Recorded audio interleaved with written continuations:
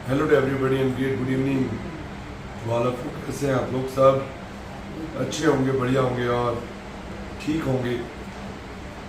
जैसा कि आप लोगों को पता है कि नीट पीजी का एप्लीकेशन फॉर्म काउंसलिंग का ऑल इंडिया का चल रहा है। स्टेट्स के लगभग काफ़ी स्टेट्स के फॉर्म ओपन हो गए। आज हम उस बारे में भी बात करेंगे। सुप्रीम कोर्ट में क्या हुआ, क्या इसका इम्पैक्ट काउंसलिंग शेड्यूल पे पड़ रहा है, उस पर भी करेंगे। क्या ये पढ़ना पॉजिटिव है या नेगेटिव है, इस पर भी करेंगे। और पुरानी वीडियो में जैसे मैंने कहा था कि ट्रेंड पॉजिटिव रहेगा, तो इस पॉजिटिव और नेगेटिव ट्रेंड का मतलब क्या होता है, इसको भी समझेंगे। इससे पहले जो candidate NEET PG counselling paid guidance लेना चाहते हैं वो गिवन नंबर पर व्हाट्सएप या कॉल करके ले सकते हैं। 9675200801 9690796426। तो मिलना चाहते हैं वो टाइम लेके नोएडा ऑफिस में आके मिल भी सकते हैं।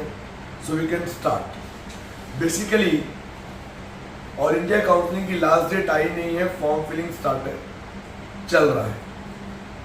शेड्यूल अभी डिक्लेयर नहीं हुआ है और उम्मीद करते हैं कि शेड्यूल शायद कोर्ट केस के फाइनलाइजेशन के नियर बाई ही होगा। कोर्ट केस की जो तारीख डॉक्यूमेंट पे लिख के आई है वो 4 तारीख लिख के आई है, लेकिन कोर्ट में ऑनरेबल जज ने ये कहा था कि हम इस केस को मंडे सुनेंगे, लेकिन जो डेट ऑर्डर कॉपी पे आई है, जो ऑर्डर निकला था उस दिन, नेक्स्ट हियरिंग डेट आई है 4 तारीख को। अब ये देखने वाली बात होगी कि हियरिंग मंडे को होगी या 4 तारीख को होगी। उससे पहले कोई शेड्यूल आने की उम्मीद बहुत कम है। आज सैटरडे हो गया, कल संडे हो गया, शेड्यूल आएगा भी तो मंडे ट्यूसडे में आ सकता है। उससे पहले कोई उम्मीद नजर आ नहीं रही है। इसी के बीच स्टेट्स के काउंसलिंग शुरू हो गई है। यूपी का आज शाम को 5 बजे रजिस्ट्रेशन पेमेंट गेटवे 3000 का और 2 लाख का खत्म हो गया। कल राजस्थान की लास्ट डेट है। महाराष्ट्र का फॉर्म कल लेट इवनिंग आ गया। आंध्र कैटेगरी बी और कैटेगरी ए का फॉर्म आ गया। झारखंड का फॉर्म भी आ गया। जम्मू कश्मीर कैंडिडेट्स जो है उनके लिए भी एप्लीकेशन फॉर्म आ गया। इसके अलावा पंजाब का फॉर्म ऑनगोइंग है, उसकी भी लास्ट डेट आने वाली है। उत्तराखंड का फॉर्म आया हुआ, उसकी भी लास्ट डेट आने वाली है। हिमाचल का भी फॉर्म आया हुआ, उसकी भी लास्ट डेट आने वाली है।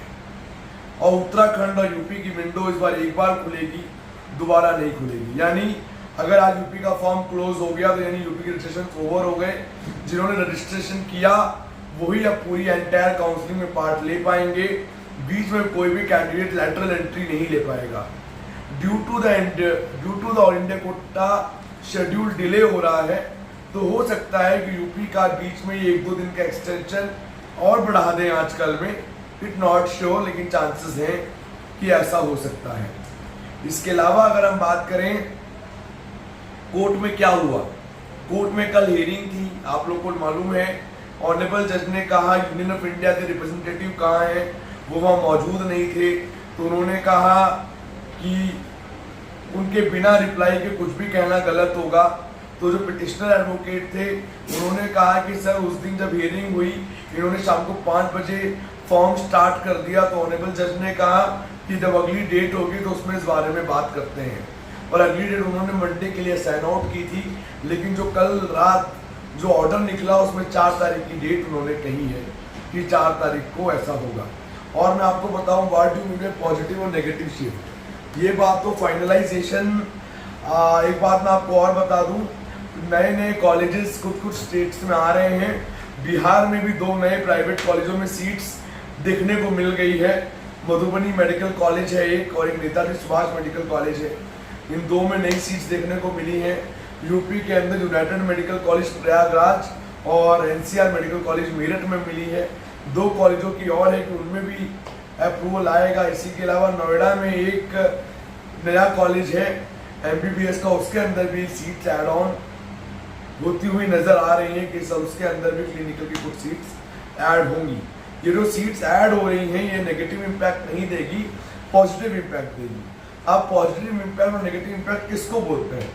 पॉजिटिव इम्पैक्ट का मतलब ये होता है जो लास्ट ईयर जिस रैंक पे जो क्लोजिंग हुई, इस बार उससे ज्यादा रैंकों पे वो क्लोजिंग होगी। और नेगेटिव इम्पैक्ट बोलते हैं कि उससे कम रैंकों पे क्लोजिंग होगी।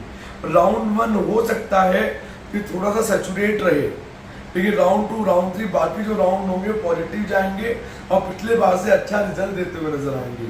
लेकिन जो कॉलेजेस पिछले बार जिस रैंक पे बंद हुए थे उतने पे वो बंद नहीं होंगे, वो उल्टा नेगेटिव बंद होंगे।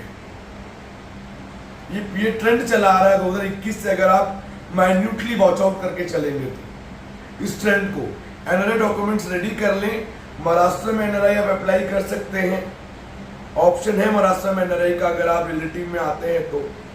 और एनआरआई कोटा पे भी खतरा लटकता हुआ नजर आ रहा है।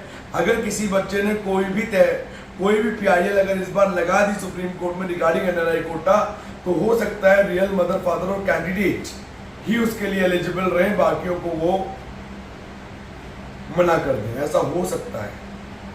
ये अभी तो चल रहा है, तो चीजें चल रही हैं और उम्मीद करेंगे आजकल में कर्नाटक और मध्य प्रदेश, ये 2 अवेटेड स्टेट्स और बंगाल, इन 3 का फॉर्म रह रहा है, ये भी आ जाएंगे। गुजरात का भी फॉर्म जरूर आ जाएगा। लगभग एप्लीकेशंस निकाल दी गई हैं, प्रोस्पेक्टस डिटेल के साथ आया है। लेकिन पहली बार ऐसा हुआ है कि ऑल इंडिया के शेड्यूल से पहले स्टेट्स बराबर चल रही हैं। अदरवाइज हमेशा क्या होता था कि जब ऑल इंडिया की चॉइस फिलिंग चल रही होती थी तो स्टेट्स के फॉर्म आते थे। इस बार उल्टा हो गया, उनके साथ साथ आ गए और क्लोजिंग भी साथ साथ ही हो रही है। अब ये कितना एक्सटेंड करेंगे नहीं करेंगे देखने वाली बात है।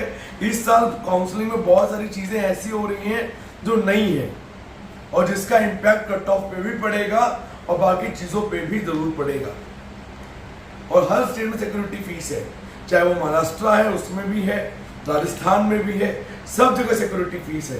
तो एक कैंडिडेट को मल्टीपल स्टेट अप्रोच करनी है प्राइवेट कॉलेजेस के लिए, तो फंड उसको उतने ही चाहिए। और कहाँ लेना है कहाँ नहीं लेना ज्यादा इंपॉर्टेंट है।